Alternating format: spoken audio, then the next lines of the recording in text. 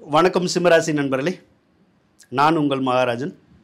2025 வரக்கூடிய சித்திரை மாதத்தில் எந்த மாதிரியான பலன்கள் கிடைக்க போகுது அப்படிங்கிறத தான் நாம் இப்போ பார்க்க போகிறோம். கடந்த காலத்தில் உங்களை மிகவும் தொந்தரவு படுத்தக்கூடிய ஒரு கிரகம் அப்படின்னா அது கேது பகவான் தான். என்ன மாதிரியான தொந்தரவுகளை அவர் அதிகமாக கொடுப்பாருன்னா, இப்பயும் கொடுத்துக்கிட்டு இருக்காரு, ஏற்கனவே கொடுத்தாரு, இன்னும் ஒரு 1 மந்த்துக்கு கொஞ்சம் கொடுத்துக்கிட்டு தான் இருப்பார். அதாவது ராகு கேது பயிற்சி வரைக்கும் கொடுப்பார். பொதுவாக நமக்கு பொருளாதார பிரச்சனையை உருவாக்குறது கேது தான்.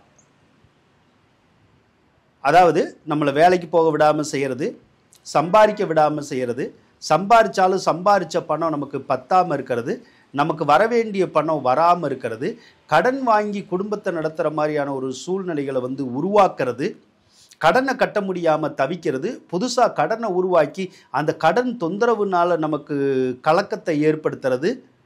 ஆக இந்த பணம் சம்பந்தப்பட்ட விஷயமே நமக்கு ஒரு யமனாக இருப்பது இப்போதான்.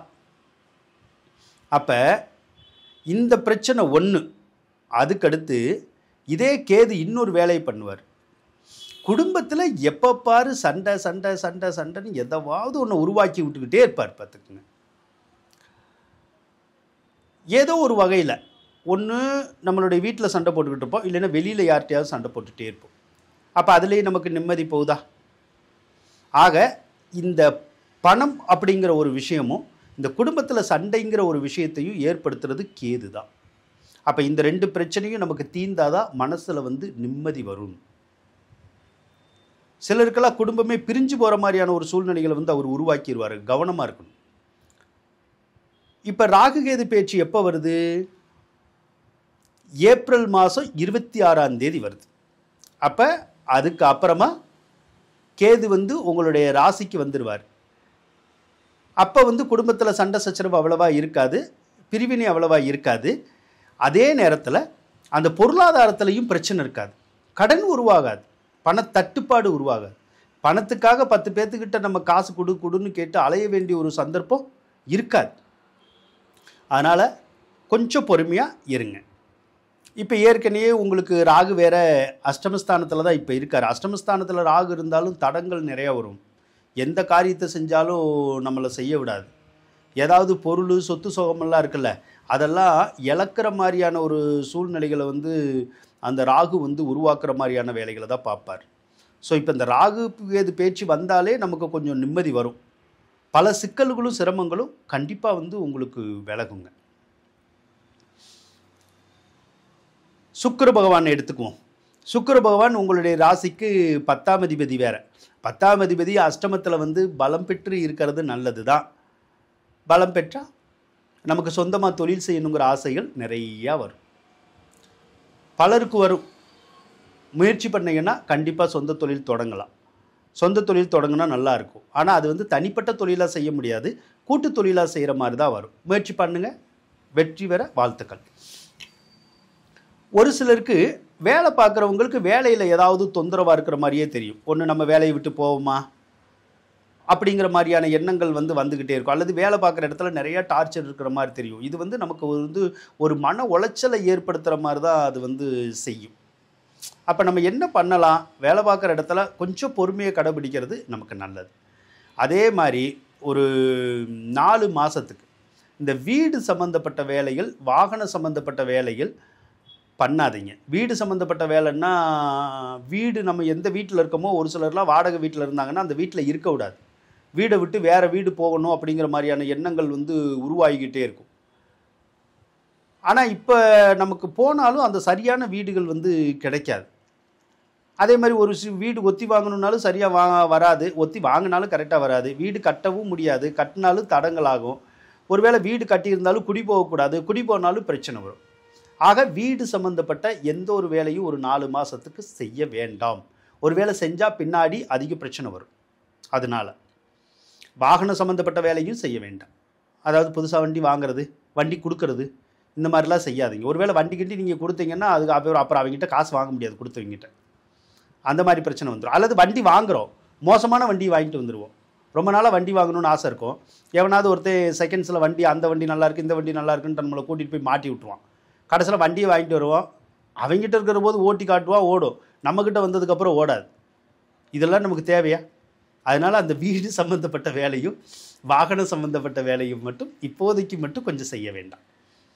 திருமணம் சம்மந்தப்பட்ட வகையிலையும் உங்களுக்கு தடங்கள் இருக்கும். அதாவது உங்கள் வீட்டில் யாருக்காவது திருமணம் நடக்கலைன்னா திருமணம் நடக்கலை அப்படிங்கிற ஒரு வருத்தம் இருந்துக்கிட்டே இருக்கும். சரியாக அமைய மாட்டேங்குது, வைக்க மாட்டேங்குது, நாம் என்ன பண்ண போகிறோமோ ஏது பண்ண போகிறோமோங்கிற ஒரு மன சலிப்பு வந்து இருந்துக்கிட்டு இருக்கும். ஏற்கனவே ஒரு சிலருக்கு உங்கள் வீட்டில் திருமணம் நடந்திருக்கும். அவங்க பார்த்தீங்கன்னா ஏதோ ஒரு விதத்தில் அந்த கணவன் மனைவி உறவுக்குள்ளே வந்து பிரச்சனை வந்துருந்துருக்கும். அதுக்கப்புறம் நம்ம வீட்டில் இருக்கவங்க என்ன நினைப்போம், ஏன்டா அவங்களுக்கு கல்யாணம் நடந்துச்சுன்னு நினைப்போம். நடந்தாலும் பிரச்சனை, நடக்கலைனாலும் பிரச்சனை. இதுவும் ஒரு 4 மாதத்துக்கு கொஞ்சம் இருக்க தான் செய்யும். கொஞ்சம் பொறுமையாக நிதானமாக இருக்கிறது நல்லதுங்க. அதே போல் புதன் பகவான் வந்து உங்களுக்கு அஷ்டமஸ்தானத்தில் தான் இருக்கார். பொதுவாக 2ஆம் அதிபதி 8ல் இருக்கக்கூடாது. 2ஆம் அதிபதி 8ல் இருந்தாலும் பணத்தட்டுப்பாடு வரும். அதே மாதிரி 2ஆம் அதிபதி நீச்சமான டக்குன்னு பணம் வராது, கடன் வாங்குற மாதிரியான ஒரு சூழ்நிலை வந்துடும். இப்போ புதன் வந்து ஏப்ரல் மாதம் 30ஆம் தேதி வந்து மாறுறார். ஏப்ரல் 30ல் புதன் மாறுனா அதுக்கப்புறம் உங்களுக்கு பண வரவு அப்படிங்கிறது கொஞ்சம் நல்லாயிருக்கும். அல்லது ஏற்கனவே ஒரு சிலருக்கு பணத்தட்டுப்பாடு இருக்குது, அது பணமெல்லாம் வரும், ஆனால் தேவையில்லாத வழியில் செலவாயிடும். அல்லது தண்டத்தொகை கட்டுற மாதிரியான ஒரு சூழ்நிலையெல்லாம் வந்துடும். அல்லது பணத்தை யார்கிட்டையோ கொடுத்துருப்போம், நம்ம வீட்டில் வந்து ஏன் அங்கே பணத்தை கொடுத்த இங்கே பணத்தை கொடுத்த, அல்லது ஏன் இன்னொன்று ஒருத்தர்கிட்ட இருந்து பணம் வாங்கினா அப்படிங்கிற மாதிரி சண்டை சத்தமெல்லாம் வந்துடும். அதை வந்து புதன் தான் செய்வார். அதேமாதிரி உங்களுக்கு யாருக்காவது உங்கள் வீட்டில் இந்த சுகர் சம்மந்தப்பட்ட விஷயம் இருந்தால் அந்த சுகரெல்லாம் கண்ட்ரோல் ஆகாது. சுகரெல்லாம் கூடி குறைஞ்சிக்கிட்டே இருக்கும். அதே மாதிரி ஒரு சிலருக்கு ஸ்கின் அலர்ஜி, அந்த நரம்பு சம்மந்தப்பட்ட தொந்தரவு, அதெல்லாம் பொதுவாகவே வந்து இந்த மாதம் இருக்க தான் செய்யும். சனி பகவானை எடுத்துக்கோமே, நல்லா தான் இருக்கார். என்ன செய்வார்? சனி பொதுவாக 7ல் இருக்கிறது நல்லதான்னா ஒரு சில விஷயத்துக்கு நல்லது. எதுக்கு அப்படின்னா, திருமணம் நடக்காமல் இருக்கக்கூடிய சிம்ம ராசி ஆண்களாக இருந்தாலும் பெண்களாக இருந்தாலும் திருமண பாக்கியத்தை அந்த சனி வந்து இன்னும் ஒரு வருஷத்துக்கு கொடுத்துக்கிட்டே இருப்பார். ஸோ கூடிய சீக்கிரமே உங்களுக்கு நிச்சயமாகவும் இல்லைன்னா திருமணமே நடந்து முடிஞ்சிடும். அது சார்ந்த விஷயத்தில் கவலைகள் வந்து வேண்டாம். ஆனால் அதே சனி பகவான் தகாத உறவுகளையும் ஏற்படுத்தக்கூடிய அமைப்பில் தான் இருக்கார். தகாத உறவுன்னா தேவையில்லாத ஆண்களுக்கு பெண்களுடைய சவகாசம், பெண்களுக்கு ஆண்களுடைய சவகாசம் ஏற்பட்டுரும். அதை முன்னிட்டு குடும்பத்தில் வந்து சண்டை சச்சரவு அப்படின்னு சொல்லி வந்துடும். அதனால் நீங்கள் கொஞ்சம் கவனமாக இருக்கணும். நாம் சும்மா இருந்தால் கூட மற்றவங்க நம்மளை சும்மா இருக்க விட மாட்டாங்க. சும்மா போட்டு நோண்டிக்கிட்டே இருக்கிற மாதிரி எதாவது ஒன்றை பண்ணி விட்டு குடும்பத்தில் வந்து குழப்பத்தை உண்டி விட்டுருவாங்க. அதனால் நீங்கள் தான் கவனமாக இருக்கணும். 4 பேர் நம்மகிட்ட வரதான் செய்வாங்க, 4 பேர் நம்மகிட்ட பேச தான் செய்வாங்க. பேசுகிறவங்ககிட்ட பூரா நம்ம பேசணும், பேசுகிறவங்ககிட்ட பூரா பழகணுங்கிற ஒரு அவசியம் இல்லை. தேவையில்லாமல் அப்படி ஏதாவது நம்ம செஞ்சோம்னா நம்ம வீட்டில் வந்து நிறைய குழப்பங்கள் சண்டை சத்தம் வந்து வரதானே செய்யும். இது நமக்கு தேவையா? தேவையில்லாத ஒரு விஷயம் தானே. அதே மாதிரி இளம் பெண்களுக்கு லவ் பண்ணுற மாதிரியான ஒரு சூழ்நிலையெல்லாம் உருவாகும். லவ் பண்ணால் லவ் மேரேஜும் நடக்கிறதுக்குடைய சந்தர்ப்பமும் இருக்கும். ஓடி போகணுங்கிற அவசியம் இல்லை. வீட்டிலையே பேசி வீட்டில் உள்ள ஆளுகிட்ட சம்மதம் வாங்கியே லவ் பண்ணியே கல்யாணம் பண்ணலாம். அந்த யோகமும் இப்போ இருக்க தான் செய்யுது. வாகனத்தில் மட்டும் பார்த்து போங்க, ஏன்னா அது வண்டியிலேருந்து கீழே தள்ளி விட்டுரும். அது பேர் கண்டச்சனி. ஒரு சிலரை வந்து வண்டியிலேருந்து தள்ளி விடுது, இல்லைன்னா சும்மாவே கூட தள்ளி விட்டு நம்மளை எலும்பு ஃப்ராக்சர் ஆகிற மாதிரி ஏதாவது பண்ணி விட்டுரும். முக்கியமாக 2 வீலரில் வந்து ரொம்ப கவனமாக போகணும். இப்போ சனி பயிற்சி அப்படின்னு சொல்கிறாங்க. சனி வந்து மார்ச் 29ல் திருக்கணிதத்துப்படி மீன ராசிக்கு போயிடுச்சு. அப்படி உங்களுக்கு அஷ்டமச்சனி ஆரம்பிச்சிருச்சு. அப்படி பண்ண போகுது, இப்படி பண்ண போகுது, உங்களுக்கு வாழ்க்கையில் நிறைய சிரமத்தை சிக்கலை உருவாக்க போகுது அப்படிங்கிற மாதிரிலாம் பலன்களை வந்து நீங்கள் கேட்டிருப்பீங்க. ஒரு சிலர் வந்து யூடியூப்பில் வந்து சொல்லியிருப்பாங்க உங்களுக்கு. பட் அதில் உள்ள உண்மைத்தன்மை என்ன அப்படின்னா, அது வந்து திருக்கணிதம்னு ஒரு பஞ்சாங்கம் இருக்குது. அந்த பஞ்சாங்கத்தினுடைய அடிப்படையில் தான் அதை ஃபாலோ பண்ணுறவங்க அந்த மாதிரி சொல்கிறாங்க. பட் வாக்கிய கணிதத்தை யூஸ் பண்ணுறவங்களாம் யாரும் வந்து அந்த மாதிரி சொல்ல மாட்டாங்க. ஏன்னா வாக்கிய கணிதத்தில் வந்து சனி பயிற்சிங்கிறது 2025லேயே இல்லை. 2026 மார்ச்சில் தான் சனி பயிற்சி வாக்கிய பஞ்சாங்கத்துப்படி. அதனால் இந்த அஷ்டமச்சனி வந்துருச்சுங்கிற அந்த பூதகரமான அந்த பயப்படணுங்கிற ஒரு விஷயத்தை விட்டுருங்க. அது இப்போதைக்கு அந்த பயம் நமக்கு தேவையில்லை. அடுத்து சூரியன் வந்து உங்களுக்கு ராசிக்கு 9வது இடத்துல உச்சமாக இருக்கார். சூரியன் 9வது இடத்துல உச்சமாக இருந்தால் தந்தைக்கு நல்லது. அப்பாவுக்கு நல்ல செல்வம் செல்வாக்கியம் கிடைக்கும். அரசாங்க சம்மந்தப்பட்ட உதவிகள் அப்பாவுக்கு கிடைக்கும். அதே மாதிரி அரசியல் சம்மந்தப்பட்ட உதவிகள், பட்டம் பதவிகள் எல்லாம் அப்பாவுக்கு வந்து சேரக்கூடிய ஒரு யோகங்கள் இந்த மாதத்தில் இருக்கும். அதே மாதிரி உங்களுடைய ராசி அதிபதியே பலம் ஆயிடுவார். அப்போ ராசி அதிபதி பலமானால் என்ன நடக்கும்? நாமளே பலம்தான், நாமளே கெத்து தான், நம்மளுடைய வாழ்க்கையே சுபிச்சந்தான், யாருக்கும் அடங்க மாட்டோம், யாருக்கும் கட்டுப்பட மாட்டோம், எல்லாத்துக்கும் மேலே தான் நிற்போம், நின்றுக்கிட்டு இருப்போம். அப்படி தான் நம்மளுடைய வாழ்க்கை அமையும். ஸோ சிரமங்கள் இருந்தாலும் சிக்கல்கள் இருந்தாலும் எல்லாத்தையும் அடித்து தூள் பரத்திட்டு நாம் வாட்டுக்கு போயிட்டு தான் இருப்போம். அப்படி தான் நம்மளுடைய ராசி இருக்கும். அதைத்தான் அந்த சூரியன் செய்வார் உங்களுக்கு. குரு பகவான் 10வது ராசியில் இருக்கிறது யோகம்தான். ஏன்னா குரு 10ல் இருந்தால் கோவில் சம்மந்தப்பட்ட எந்த ஒரு விஷயமும் ரொம்ப நல்லா நடக்கும். அடிக்கடி கோவிலுக்கு போகலாம், மாலை போடலாம். அதே மாதிரி கோவிலுக்கு போகாதவங்க கூட, பக்தி வராதவங்களுக்கு கூட பக்தி வரும். அந்த மாதிரியான ஒரு நேரம் தான் இந்த நேரம். கோயிலில் தான தர்மங்கள் செய்யலாம், கோயிலுக்கு ஏதாவது ஒரு நன்கொடைகள் வந்து நம்ம கொடுக்கலாம், கும்பாபிஷேகத்தில் பங்கேற்றுக்கலாம். அந்த மாதிரியான விஷயங்கள்லாம் நடக்கும். இது வந்து இந்து மத கோயில்களுக்கு தான் அப்படிங்கிறது கிடையாது. நீங்கள் கிறிஸ்டியானிட்டியாக இருந்தால் கூட அல்லது இஸ்லாமியர்களாக இருந்தால் கூட அவங்களுடைய கோயில் சம்மந்தப்பட்ட வேலைகள் அதிகமாக நடக்கக்கூடிய ஒரு மாதம்தான் இந்த மாதம். இந்த மாதம் மட்டும் இல்லை, ஏற்கனவே ஒரு வருஷம் அப்படி தான் உங்களுக்கு இருந்துக்கிட்டு இருக்குது. அதே மாதிரி குரு பகவான் 10ல் இருக்கிற போது ஒரு சிலருக்கு வேலையில் மட்டும் மாற்றங்கள் வரும். வேலை செய்கிற இடத்துல ஏதாவது ஒரு தொந்தரவுகள் வந்துக்கிட்டு இருக்கும். அல்லது டிரான்ஸ்ஃபர் மாதிரியான ஒரு விஷயங்கள் ஏற்கனவே கிடைச்சிருக்கும். அப்படி கிடைக்கலன்னா ஒரு மாதத்துக்குள்ளே ட்ரை பண்ணிங்கன்னா அந்த டிரான்ஸ்ஃபர் மாதிரியான விஷயங்கள் கிடைக்கிறதுக்குடைய ஒரு சந்தர்ப்பம் இருக்குங்க. அதே மாதிரி சொந்த பந்தத்தில் இருக்கிற பகைகள் அதெல்லாம் ஆட்டோமேட்டிக்காகவே விலகும். ஸோ வேலை இல்லாதவங்களுக்கு வேலை கிடைச்சிரும். வேலையில் இருக்கிறவங்களுக்கு மட்டும் கொஞ்சம் தொந்தரவு இருக்கும். ஒரு சிலருக்கு புதுசாக தொழில் தொடங்கணுங்கிற எண்ணங்கள் கூட வரும். தாராளமாக தொடங்கிக்கங்க, நல்லா தான் இருக்கும்.